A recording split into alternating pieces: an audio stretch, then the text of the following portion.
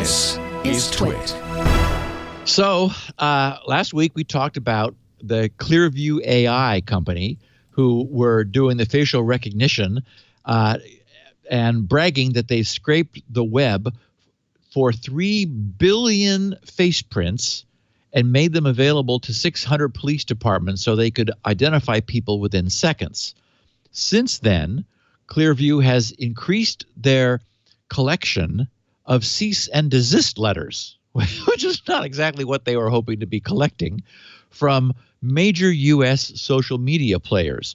The first one they received was from Twitter a couple weeks ago, when Twitter told Clearview to stop collecting its data and to delete whatever it had. In addition, Facebook has similarly demanded that Clearview stop scraping photos because that action violates Facebook's policies. And now Google and YouTube are also both telling Clearview to stop violating their policies against data scraping. Clearview's take on this is defiance. The CEO, Hon Ton That, was interviewed last Wednesday morning on CBS's This Morning news show.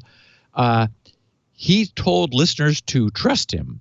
He said, the technology is only to be used by law enforcement and only to identify potential criminals.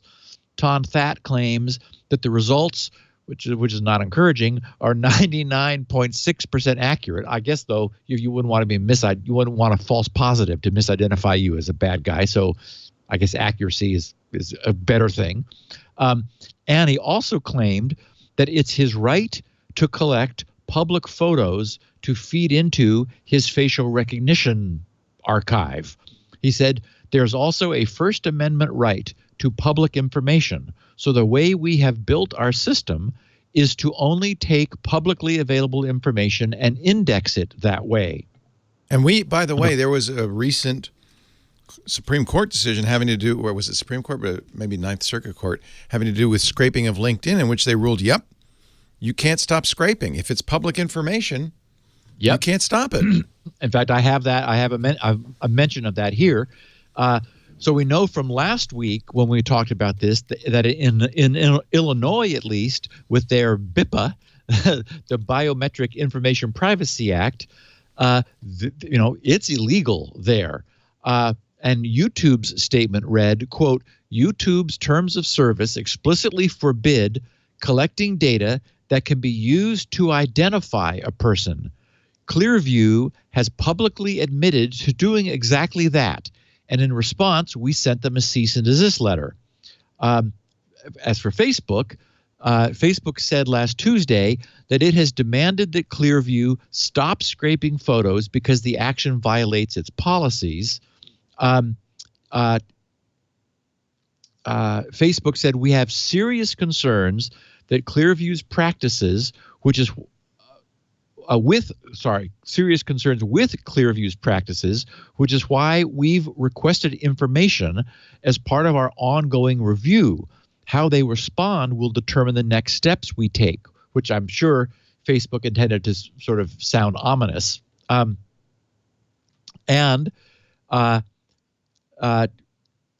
Ton That defended Clearview as being a Google-like search engine. He said Google can pull in information from all different websites. If it's public and it can be inside if it's public and it can be inside Google's search engine, it can be in ours as well. Google disagreed, saying that Clearview isn't at all like their search engine. Google said there's a big difference between what we do and the way you're shanghaiing everyone's face images without their consent. Most websites want to be included in Google search, and we give webmasters control over what information from their site is included in our search results, including the option to opt out entirely. Google said Clearview secretly collected image data of individuals without their consent and in violation of rules explicitly forbidding them from doing so. So the question is, when is public information not public? Which brings me to the point you raised, Leo. Back in 2016, a company called HiQ, which I recall we talking about at the time, a San Francisco startup, was marketing two products which depended upon whatever data LinkedIn's 500 million members had chosen to make public. There was the first product they called Keeper, which identified employees who might be ripe for being recruited, and Skills Mapper summarized a LinkedIn member's skills. In that instance, HiQ was amassing public information, grabbing the same material that anyone could get from LinkedIn without having to log in. So any browser would display the same information HiQ was vacuuming up, organizing, and reselling. And when sufficiently analyzed, inferences could be made to alert companies, for example, when their pivotal employees might be interviewing for another position. And you can do much more, as we know, with this kind of advanced informatics. Yeah, isn't that interesting? You put a flag to be notified when any of your employees' LinkedIn profiles indicate maybe they're taking that longer lunch break was a little more than a lunch break.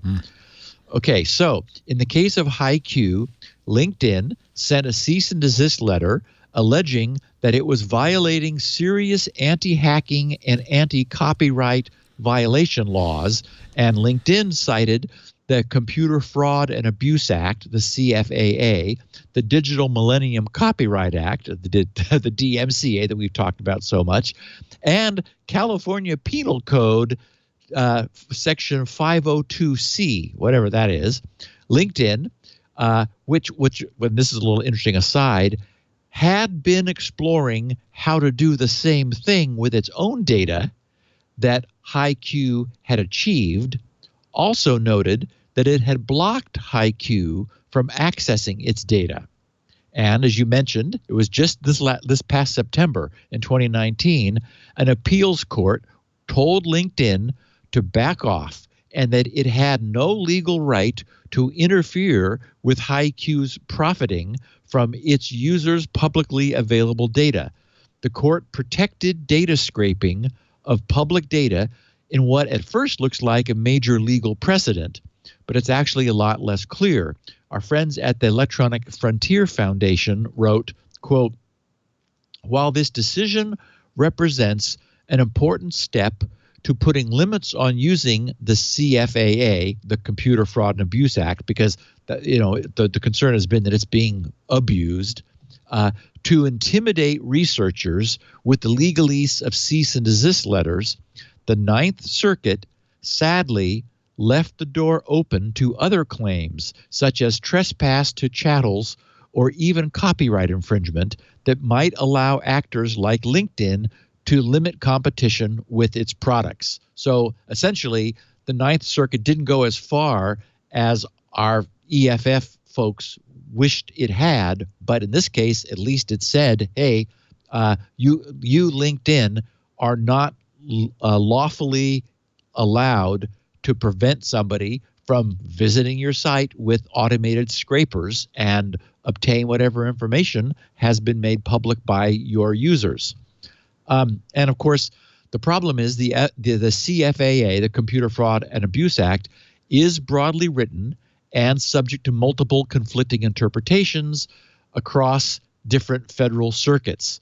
This makes it likely that the Supreme Court will ultimately be forced to resolve the meaning of terms which are not really clear. The CFAA says, for example, without authorization.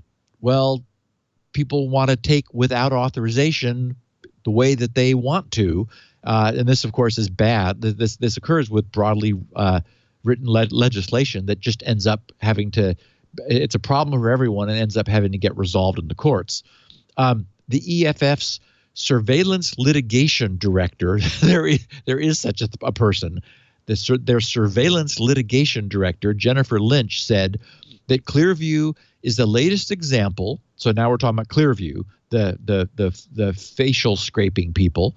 That doesn't sound right. Facial. Well, anyway, is the latest procedure. Yes, you can get that your done. Skin soft. Yeah, it's covered by insurance. Is the latest example of why we need laws that ban or at least pause, pending more clarification, law enforcement's secretive use of facial biometric recognition. She cited many cases of what she called law enforcement's and Clearview's specifically abuse of facial recognition, stating, quote, police abuse of facial recognition technology is not theoretical. It's happening today. Law enforcement has already used live face recognition on public streets and at political protests. And of course, as we've observed before, this is all being enabled by the recent incredible reductions in cost. The cost of processing power has crashed. The cost of mass storage has collapsed. The cost and presence of ubiquitous networking communications just doesn't cost anything anymore to send data, massive data all over the place.